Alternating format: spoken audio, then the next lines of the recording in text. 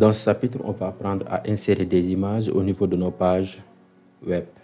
Alors, l'insertion des images, c'est très facile. Et pour insérer des images au niveau de nos pages web, on se sert de la balise orpheline IMG. D'accord. Mais avant ça, on va voir les types d'images.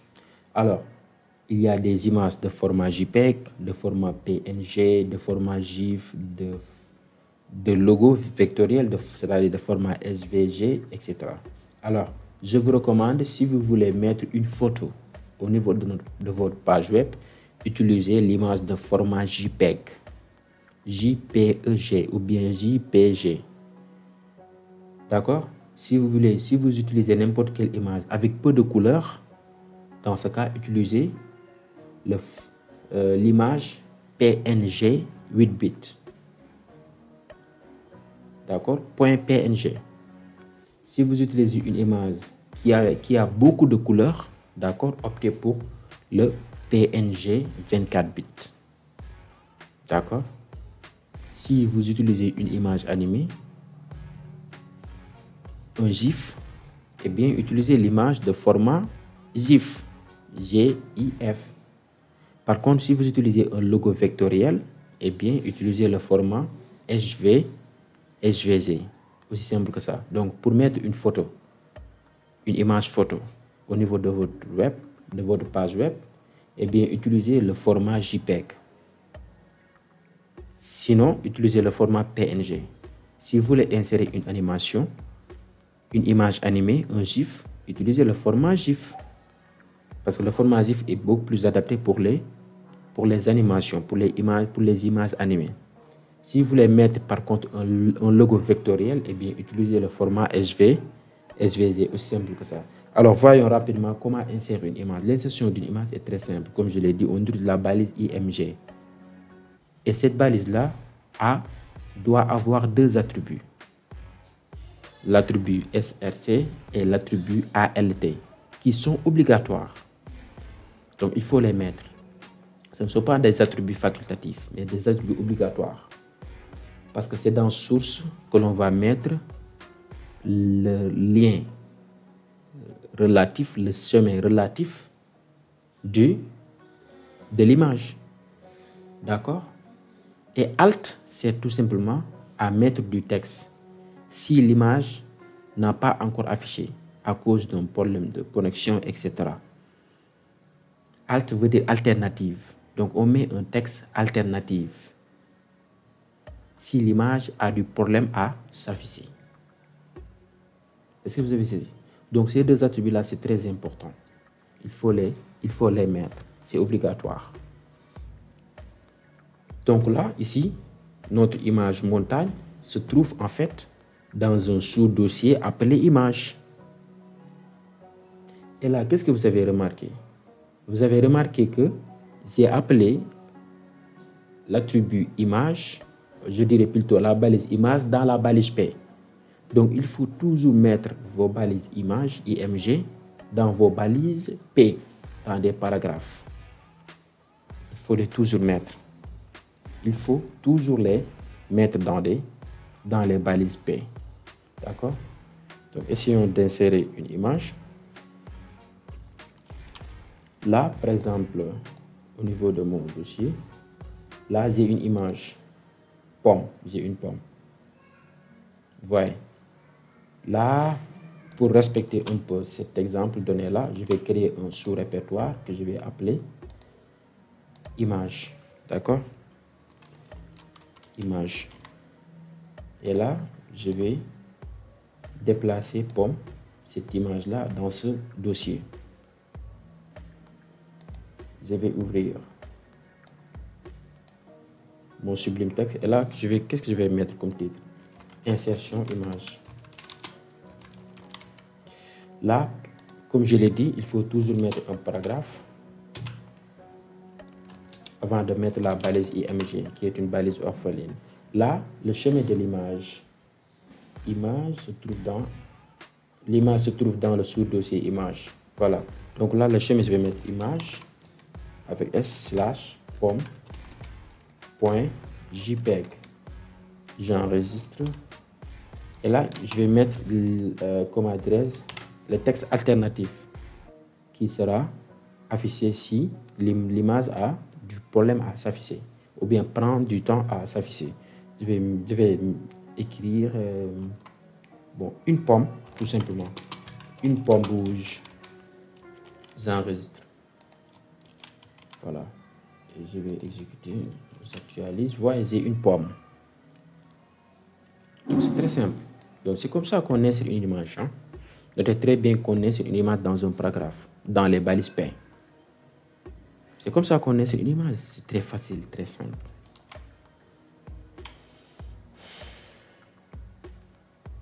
Continuons alors. On peut quand même ajouter une infobulle comme on a vu avec quoi? Avec les liens. Voilà. Donc si on déplace le curseur sur l'image, on peut afficher une information. On peut dire une description de l'image si vous voulez. Comme on a fait avec les liens. Pour faire, c'est très simple. On utilise le même attribut qui est title. D'accord? On utilise le même attribut qui est title. Donc là, je vais ajouter ici l'attribut title tout simplement. Je vais écrire ici, il s'agit d'une pomme rouge.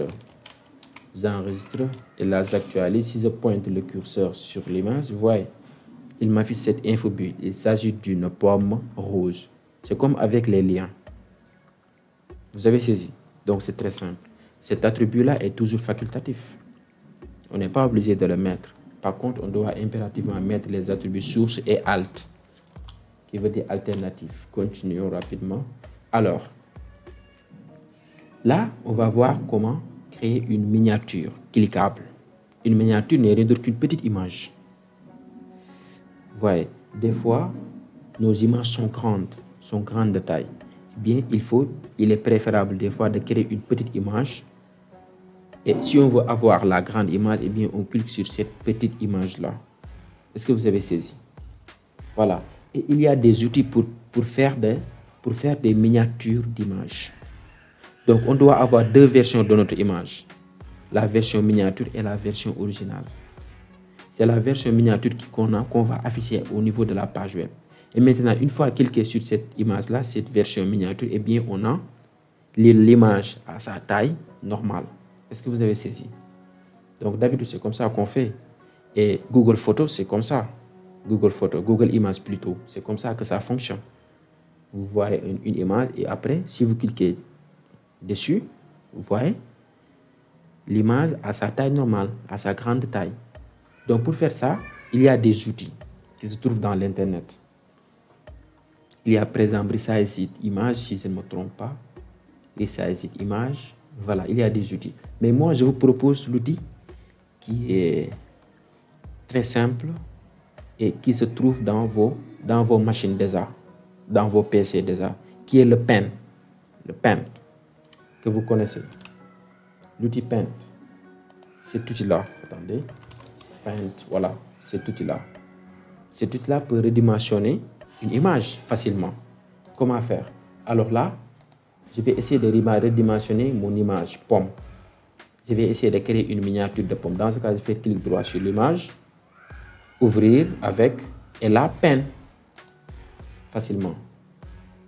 Après, je vais m'intéresser à ce bouton-là, redimensionner et incliner. Je clique dessus, et là, mon image, je vais tout simplement créer une miniature de 25%. 25%. C'est bon, n'est-ce pas? 25%. Si je clique sur OK, vous voyez que là, l'image se redimensionne, devient plus petite. Là, attendez, j'ai fait une erreur. Parce que si j'enregistre, l'image maintenant a dorénavant cette taille-là.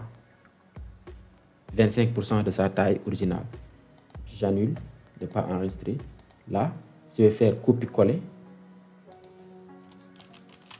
pour avoir deux pommes. Et là, je vais le renommer en mettant pomme mini. Voilà. Et là, maintenant, je peux modifier la taille de cette image-là depuis l'outil Paint qui se trouve dans vos machines. Je clique là, Et là, si je veux, si l'image est trop grande, je peux mettre 10%. Mais vu que là, j'ai une image moyenne, je peux mettre 25%. Voilà, j'enregistre, CTRL S, j'enregistre et c'est fait. Vous voyez même que là, sa taille c'est 12 kilooctets. Et vous voyez, la miniature, sa taille c'est 4,17 kilooctets. Non seulement ça réduit la dimension de l'image, mais aussi ça réduit aussi sa taille. Sa taille en octets. Est-ce que vous avez saisi? Voilà. Donc là, qu'est-ce que je vais faire? Au lieu d'afficher l'image dans sa vraie dimension, eh bien, je vais afficher la miniature underscore mini. Si j'enregistre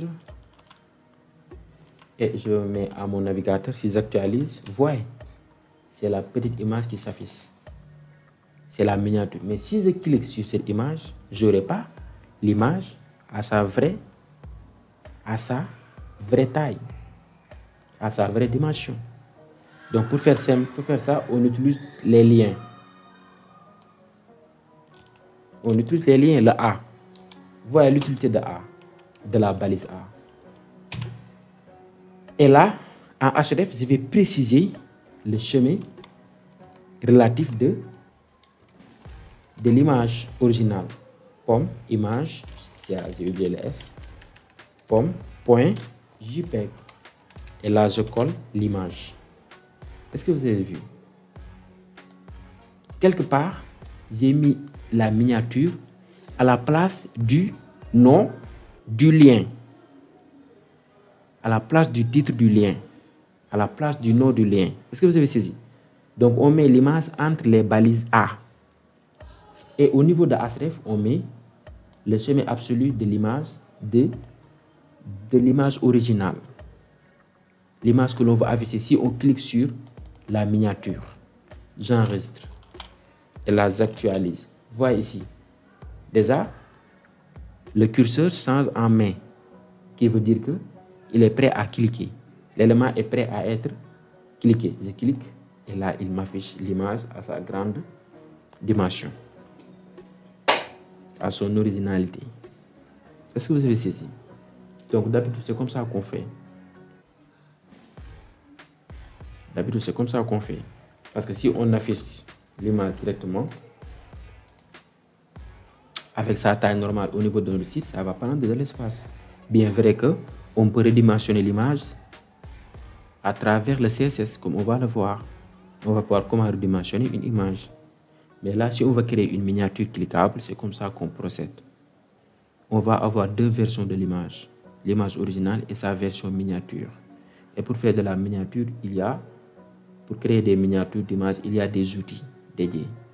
Moi, je vous propose le Pen, qui vient avec votre système d'exploitation. Windows, bien sûr. C'est très simple, n'est-ce pas? Donc, c'est comme ça qu'on fait. Si je clique sur l'image, vous voyez l'image en sa taille normale. Avançons.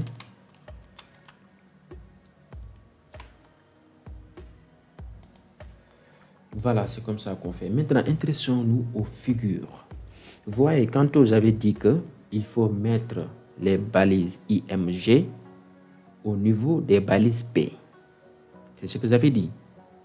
En réalité, ce n'est pas toujours le cas. Bon, il y a des cas où on doit mettre IMG, les balises IMG dans les balises P, mais aussi il y a des cas où on doit mettre IMG dans les balises figures. D'accord? Donc, si on sait que notre image est illustrative, si on sait que notre image est parlante et illustrative et utile dans notre site web, ce n'est pas juste pour le déco, pour la décoration, pour embellir notre site web, notre page web, eh bien, il faut mettre l'image dans figure. Est-ce que vous avez saisi? Parce que figure, en fait, la balise figure permet tout simplement d'illustrer notre texte à travers soit des images, ou bien soit des citations, ou bien soit des codes sources. Est-ce que vous avez saisi? Donc là, si on sait que nos images sont illustratives, illustrent bien le texte, ou bien une partie de notre texte, eh bien, il faut mettre l'image au niveau de la balise figure, qui dit tout simplement à l'ordinateur que cette image-là est illustrative. C'est très important lors des recherches d'images. Est-ce que vous avez saisi? C'est très important lors des recherches d'images. Donc, maintenant, si vous savez que votre image sert juste à décorer le site, à embellir le site, eh bien, il faut la mettre dans les balises P. Aussi simple que ça. Donc là, si mon image P était illustrative, si mon image pomme était illustrative, dans ce cas, je vais mettre là au niveau de figure. Au lieu de P, j'enregistre. Et il n'y a pas de changement. C'est toujours pareil. Mais quand même, ce n'est pas pareil au niveau de l'ordinateur. Au niveau des robots de recherche, ce n'est pas pareil.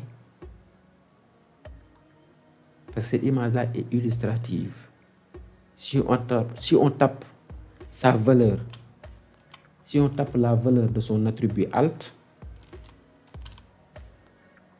eh bien, cette image-là peut paraître au niveau des recherches. Est-ce que vous avez saisi? Donc, si on tape une pomme rouge, cette image-là pourrait apparaître au niveau des saisies. Est-ce que vous avez saisi? Voilà. Aussi simple que ça. Voilà. Mais notez très bien qu'aussi, une figure peut être accompagnée d'une légende. Une légende qui décrit quelque part les images. Les images que regroupe, que renferme figure. Est-ce que vous avez saisi? Donc, dans ce cas, il faut mettre Fit Captions. Juste tout en bas. Il faut mettre Fit Captions. Tout en bas. Donc, Fit Captions. C'est comme ça qu'on fait. Fit Captions. Et une balise enfant. Fit Captions. Donc là, ça, je vais mettre par exemple les fruits. Ou bien mes fruits préférés. Fruits préférés. Aussi simple que ça. Donc ça, j'ai mis une légende sur mes images. Une légende qui décrit mes images. La signification quelque part de mes images. C'est très simple. On utilise la balise Fit Caption. Aussi simple que ça. Ok. Maintenant, notez très bien que figure peut regrouper plusieurs images à la fois. Figure, la balise figure peut regrouper plusieurs images à la fois. D'accord? Pas seulement une image, mais plusieurs images. Comme ici. Vous voyez ici la légende, le logo des différents navigateurs. Parce que là, j'ai en image les logos des différents navigateurs. Logo d'Explorer, Internet Explorer, logo de Firefox, logo de Chrome, etc. Donc, c'était tout pour ce chapitre simple, facile, qui nous apprend à insérer une image. Donc, pour insérer une image, on utilise la balise orpheline IMG avec ses deux attributs. Source et alt. Si on veut insérer des images en tant qu'illustration pour illustrer nos textes, eh bien, on les insère dans les balises figures. Sinon, on les insère dans les balises P. C'est-à-dire, si on sait que nos images servent juste à décorer notre site web. C'était tout pour cette vidéo, pour ce chapitre. Donc, on se dit à la prochaine vidéo où on va voir un TP pour mettre en pratique les chapitres que l'on vient de voir.